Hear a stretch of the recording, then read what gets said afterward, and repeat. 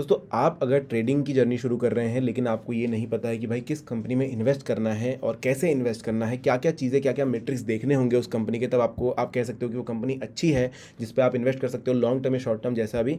तो आज के वीडियो में आपको यही बताने वाला हूँ। देखिए, तो ये वेबसाइट है scanex.trade जिसके ऊपर हम आए हुए हैं। यहाँ पर आप बहुत सारी इन्फॉर्मेशन जो है कंपनीज़ की निकाल सकते हैं, चाहे वो पी रेशो की बात करो या फिर बात करो मार्केट कैप की या फिर बात करो ROE की, चार्ट की, सब कुछ देखेंगे और समझेंगे कि भाई किस तरीके से उसे देखना है और कैसे डिसाइड करना है कि कौन सी कंपनी में आप इन्वेस्ट कर सकते हो। तो सबसे पहले आप देखते हो यहाँ पर होम दिया हुआ है स्कैनेक्स के बाजू में, यहाँ पर क्रिएट स्क्रीनर्स इनसाइड सारी चीज़ें हैं। नीचे की तरफ आपको stock screener for Indian stock, थोड़ा सा गूगल से मिलता जुलता सा इन्होंने पेज बनाया जिसमें नीचे सर्च का बटन है यहाँ पर। तो नीचे की तरफ कुछ टॉप रेटेड कंपनियाँ यहाँ पर दिख रही होगी आपको, Infosys, TCS, HDFC bank, Reliance industries, इस तरीके से।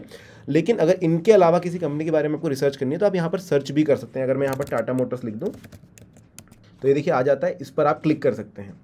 ये क्लिक करने के बाद इसके बारे में रिसर्च कर सकते हैं, लेकिन पहले हम करते हैं लॉगिन, जो कि बहुत ज़्यादा ज़रूरी है। तो ये जो लॉगिन आपको करना है स्कैनेक्स धन की तरफ से आता है, तो आपको यहाँ पर लॉगिन का बटन दबाना है और धन के लॉगिन आईडी पासवर्ड से आप यहाँ पर लॉगिन कर सकते हैं। तो जैसे देखिए धन खुल जाता है, तो आपको ये QR अपने धन एप्लीकेशन से स्कैन करना है और आपका लॉगिन हो जाएगा। अभी एक चीज़ और है कि अगर आपको धन पे अकाउंट नहीं है, आपको खोलना है, तो आप क्या कर सकते हैं, आपको डिस्क्रिप्शन में लिंक मैंने दी है, वहाँ पर जाइए और अकाउंट खोल सकते हैं, काफ़ी ईजिली वो हो जाएगा। अभी देखिए जैसे मैं लॉगिन करता हूँ, मेरा यहाँ पर नाम और फोटो आ जाता है। अब यहाँ पर आप देख रहे हैं कि सेम पेज मेरे सामने खुला हुआ है। जिस भी कंपनी के बारे में मुझे रिसर्च करनी है उसका यहाँ पर नाम लिख दूंगा। टाटा स्टील अगर मैं ले लूँ यहाँ पर तो वो लिख सकता हूँ, टाटा मोटर्स ले लूँ वो लिख सकता हूँ। जैसे TCS में यहाँ पर देखूँ तो मैं इस पर क्लिक कर देता हूँ, TCS मेरे सामने आ जाता है। अब यहाँ पर आप देख रहे हैं कि इसके शेयर का प्राइस आपको ऊपर ही दिखाई देगा, जो कि लगातार फ्लक्चुएट होता रहेगा जिस दिन मार्केट चालू है। जैसे आज मार्केट चालू है तो ये आपको दिखाता रहेगा कि भाई कितना ऊपर नीचे हो रहा है, लगातार 0.04% की ग्रोथ आज दिखा रहा है। उसके बाद आता है ओवरव्यू का बटन, जो कि आपको एक नज़र में सारी चीज़ें दिखा देता है। तो यहाँ पर आप देख सकते हो 15,86,450 करोड़ का इनका मार्केट कैप है, मतलब बहुत बड़ी कंपनी, आप वैल्यू समझ सकते हैं। तो मार्केट कैप आपको क्या बताता है कि भाई कंपनी कितनी बड़ी है, कंपनी का साइज आपको यहाँ पर पता चलता है, कितनी ज़्यादा स्टेबल है वो पता चलता है। तो इतनी बड़ी अगर ये साइज है तो आप कंपनी पर थोड़ा सा भरोसा यहाँ पर दिखा सकते हैं। इसके बाद एक बहुत ज़रूरी चीज़ आती है दोस्तों, वो है PE रेशो। अब PE रेशो क्या होता है, तो इसका सीधा सीधा मतलब है शेयर प्राइस पर एक साल में कंपनी कितना रुपए बना रही है, या फिर आप इसको ऐसे समझिए कि प्राइस और EPS। अभी देखिए यहाँ पर लिखा हुआ है एक EPS का टर्म जिसमें 131.54 रुपीज़ इसका EPS चल रहा है। इसका मतलब होता है अर्निंग पर शेयर। अब ये जो आपका शेयर का प्राइस है, इस शेयर पर एक साल में इतनी अर्निंग हो जाती है, जिसकी वजह से एक PE रेशो निकल कर आता है। ये आपको PE रेशो यहाँ पर दिखाई देगा। अब PE रेशो जितना कम होगा, आप समझिए जितना कम है मतलब उतना ज़्यादा अर्निंग पर शेयर है। इसका मतलब है कि शेयर काफ़ी अच्छी ग्रो कर रहा है। जितना ज़्यादा PE रेशो होगा उसका मतलब है कि अर्निंग पर शेयर बहुत कम है। तो ये PE रेशो देखते हैं, आप थोड़ा सा डिसाइड कर सकते हैं कि आपको किस तरीके की ग्रोथ चाहिए।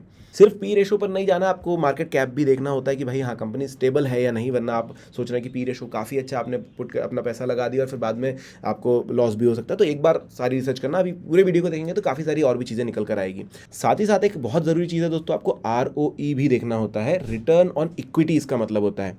अब इसमें टोटल इक्विटी आपको देखनी होगी जो कि आप बैलेंस शीट पर देख सकते हैं। बैलेंस शीट पर मैं क्लिक करूंगा तो आप देखिए आपको टोटल एसेट्स, टोटल लायबिलिटीज़ और टोटल इक्विटी यहाँ पर नज़र आ जाती है। अब देखिए आपकी टोटल इक्विटी हर साल दर साल कितनी रही है वो आपको दिखाई देगा। 2017 में इतनी थी, नीचे की तरफ देखिए इक्विटी है, यहाँ पर लायबिलिटी और एसेट है 2018 में, 2019 में, 2024 में कितनी है। अब टोटल इक्विटी कैसे बन रही है, तो देखिए टोटल एसेट्स कितने हैं और टोटल लायबिलिटीज़ कितनी है, उन दोनों का एक डिफरेंस होता है। टोटल एसेट्स अगर आपके पास इतने ज़्यादा है, उसके बाद आप टोटल लायबिलिटीज़ देखिए आपके पास इतनी है, तो आप टोटल इक्विटी यहाँ से निकाल सकते हैं कि भाई इतनी ज़्यादा है। जितनी ज़्यादा टोटल इक्विटी होगी, यहाँ पर ये नहीं कि बहुत ज़्यादा नंबर्स में टोटल इक्विटी है, लेकिन ये साल दर साल अगर अच्छे ग्रोथ रेट पे बढ़ रही है तो आप समझ सकते हैं कि इसका ग्रोथ अच्छा है। यहाँ पर आप थोड़ा सा भरोसा दिखा सकते हैं। अब जैसे आप TCS को देखेंगे तो यहाँ पर टोटल इक्विटी के साइजेस में कभी इजाफा कभी घाटा देखा गया है, ऊपर नीचे होता रहता है, लेकिन यहीं पर लायबिलिटीज़ भी जो है बढ़ती जा रही है लगातार, साथ में टोटल एसेट्स भी आप देख रहे हैं उनका भी प्राइस बढ़ता जा रहा है। तो इस तरीके से आप डिसाइड कर सकते हैं। तो ये बैलेंस शीट में आप यहाँ पर देख सकते हैं, ऊपर की तरफ आपको बटन मिल जाता है। इसके अलावा अगर आप देखें यहाँ पर एक चार्ट भी आपको मिलता है जिसमें आप इसका ग्रोथ देख सकते हैं कि भाई एक दिन का आपको अभी यहाँ पर दिख रहा है, 5 दिन का देख सकता हूँ, 1 मंथ का देख सकता हूँ। अगर आप लंबे समय के लिए अपना पैसा लगाना है तो 6 महीने में क्या ग्रोथ हुई है, 1 साल में क्या हुई है और 5 साल में कितना आगे शेयर आ गया वो देख सकते हैं। अब देखिए यहाँ पर पीक था, उसके बाद यहाँ पर वापस ये थोड़ा सा नीचे जाकर के ऊपर आया है। तो अगर आप 5 साल की रखते हैं तो आप समझ सकते हैं कि यार ग्रोथ के चांसेस हैं, वो आपको देखने, आपको थोड़ा सा यहाँ पर स्टडी करना होगा चार्ट के हिसाब से। लेकिन इसमें और भी चीज़ें हैं। एक बहुत ज़्यादा अच्छी चीज़ ये मिल जाती है कि आप यहाँ पर कंपेरिजन कर सकते हैं। जैसे मैं यहाँ पर क्लिक करता हूँ तो ये देखो आपको तुरंत दिखा देता है कि भाई किन के साथ आप, जैसे मैंने इन्फी के साथ, इन्फोसिस के साथ किया, HCL टेक के साथ मैं कर सकता हूँ, विप्रो के साथ कर सकता हूँ। जिस कलर का आपको यहाँ पर चेक मार्क दिख रहा है उस कलर की यहाँ पर जो है आपके सामने उस कलर का आप यहाँ पर जो है देख सकते हैं। तो आपको ये डायरेक्टली दिखा देगा कि भाई किस हिसाब से ग्रोथ हो रही है, बाकी जो इसके सेम सेक्टर के कॉम्पिटिटर्स हैं उनके मुकाबले कितनी अच्छी ग्रोथ रेट यहाँ पर है। अगर मैं इनको हटाऊँ तो आप देख सकते हैं कि भाई अगर विप्रो से मैं कंपेयर करूँ कुछ इस तरीके का ग्रोथ रेट है, LTIM से कर सकता हूँ, आप लगातार सभी को भी यहाँ पर ऑन रख सकते हैं, वो आपके ऊपर है, आप कंपेयर यहाँ पर ईजिली कर पाएंगे। इसके बाद आता है दोस्तों ग्रोथ रेट का ये टैब। यहाँ पर आप देख सकते हैं रेवेन्यू ग्रोथ कितनी हुई है, नेट इनकम ग्रोथ कितना हुआ है, कैश फ्लो चेंज कितना है, ROE ROCE, ये सारी चीज़ें आपको यहाँ पर भी नजर आती है। इसमें भी आप देखिए क्वार्टर ऑन क्वार्टर देख सकते हैं। अगर आपको 6 महीने 7 महीने या 3-4 महीने के लिए पैसे लगाने, क्वार्टर ऑन क्वार्टर कितना रेवेन्यू ग्रोथ हो रहा है वो देख सकते हैं। सालाना देख सकते हैं। अगर आप लंबे समय के लिए पैसा रखना चाहते हैं तो यहाँ पर 3 साल 5 साल का भी रेवेन्यू ग्रोथ आप देख पाएंगे। फिर आती है दोस्तों आपको अगली चीज़ देखनी है, वो है फाइनेंशियल रिजल्ट। फाइनेंशियल में आपको देखना है कि भाई रेवेन्यू की ग्रोथ कितनी ज़्यादा अच्छी हो रही है। अगर आप यहाँ पर क्लियरली देखेंगे तो आपको समझ में आएगा कि भाई आपकी रेवेन्यू कुछ इस तरीके से बढ़ता गया है, मतलब रेवेन्यू का ग्रोथ अच्छा खासा ही हुआ है। यहाँ पर नेट प्रॉफिट में भी लगातार बढ़ोतरी देखी गई है। थोड़ा बहुत कभी कभी थोड़ा आपको डाउन दिख सकता है, लेकिन उसके बाद आप देखेंगे कि यहाँ लगातार जो है बढ़ोतरी दिख रही है। तो अगर आप यहाँ पर देखेंगे कंसिस्टेंसी दिखती है आपको परफॉर्मेंस में, तो रेवेन्यू ग्रोथ अगर आपको लगातार कंसिस्टेंटली दिख रही है कि भाई अच्छा हो रहा है, तो लोग यहाँ पर ज़्यादा भरोसा करते हैं। इसके बाद एक बहुत ज़रूरी चीज़ होती है कैश फ्लो देख पाना। अब देखिए कैश फ्लो में 3-4 ही चीज़ें, जैसे देखिए नेट कैश फ्लो है, इन्वेस्टिंग एक्टिविटीज़ है, ऑपरेटिंग एक्टिविटीज़ है और फाइनेंसिंग एक्टिविटीज़ है। कैश फ्लो का सीधा सीधा मतलब है कि भाई कंपनी के पास जो है पैसा कहाँ से आया, लोन से आया या फिर कुछ बेच कर आया या फिर कहाँ से आया और उसका यूज़ कहाँ हो रहा है, किस चीज़ों के लिए हो रहा है। जैसे यहाँ पर देखिए 2 प्रकार की आपको दिखेगी, इन्वेस्टिंग एक्टिविटीज़ दिखेगी, भाई कहीं इन्वेस्ट कर रही है कंपनी, और फाइनेंसिंग एक्टिविटीज़ भी दिखेगी। ये फाइनेंसिंग एक्टिविटीज़ का मतलब है कि कंपनी ने अगर कभी डिविडेंड वगैरह दिया है तो वो यहाँ पर शो होता है कि भाई कितना ज़्यादा हो रहा है। तो ये कंपनी आपको दिखाती है कि भाई यहाँ पर जो है इतना जो है खर्चा किया गया है इन सब चीज़ों के लिए। नेट कैश फ्लो यहाँ पर आपको नजर आता है, इन्वेस्टिंग एक्टिविटीज़ आपको नजर आती है। तो इससे भी आप अंदाज़ा लगा सकते हैं कि भाई कंपनी कितना ज़्यादा अच्छे से ग्रो कर रही है।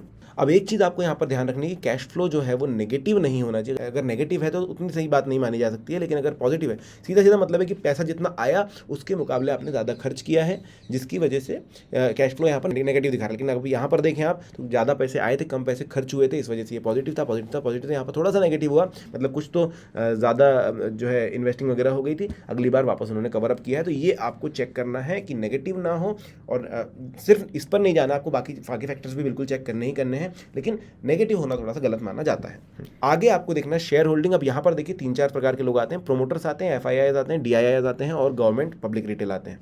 तो यहाँ पर आपको पता चलेगा कि भाई देखो, जैसे आप देखेंगे तो यहाँ पर प्रोमोटर्स ने जो है लगातार कंसिस्टेंसी दिखाई थी पिछले 4-5 सालों से, उसके बाद थोड़े से शेयर होल्डिंग अपनी बढ़ा ही रहे हैं। इसका मतलब है कि प्रमोटर्स खुद यहाँ पर इन्वेस्ट करना चाह रहे हैं। इसी तरह आप FIIs को देखेंगे तो यहाँ पर थोड़ा बहुत कम ज़्यादा हुआ था, उसके बाद ये भी लगातार कंसिस्टेंट बने हुए हैं। DIIs का भी सेम ही लग रहा है, लगभग गवर्नमेंट का कुछ सीन था नहीं, लेकिन पब्लिक में भी यहाँ पर देख सकते हैं आपकी लगातार थोड़ा सा घट रहा है। तो इस तरीके से आप थोड़ा हिसाब लगा सकते हैं कि भाई आपको किस तरफ जाना है यहाँ पर। तो यहाँ पर जब FIIs DIIs दिखाते हैं कि भाई वो होल्ड कर रहे हैं या फिर वो और परचेस कर रहे हैं, तो आपको यहाँ पर एक पॉजिटिव साइन तो मिल जाता है। तो ये सारी चीज़ें दोस्तों आपको देखनी होती है जब आप किसी कंपनी के बारे में रिसर्च करना चाहते हैं। और ScanX पर आप ये ईजिली देख सकते हैं क्योंकि सारा का सारा डेटा आपको मिल जाता है, प्लस यहाँ पर कंपैरिजन के लिए भी आपको ऑप्शंस मिल जाते हैं जो आप इजीली कर पाएंगे, जिससे कि आप जल्दी से एक इन्फॉर्म डिसीजन ले सकते हैं। तो मेरी कोशिश थी कि मैं आपको यहाँ पर समझा सकूँ कि भाई क्या क्या फैक्टर्स चेक करने हैं और क्या क्या उनके मीनिंग्स होते हैं। अगर वीडियो अच्छा लगा है तो लाइक करना, चैनल को सब्सक्राइब जरूर करना। कुछ क्वेश्चन है तो आप कमेंट सेक्शन में पूछ सकते हैं। Thank you.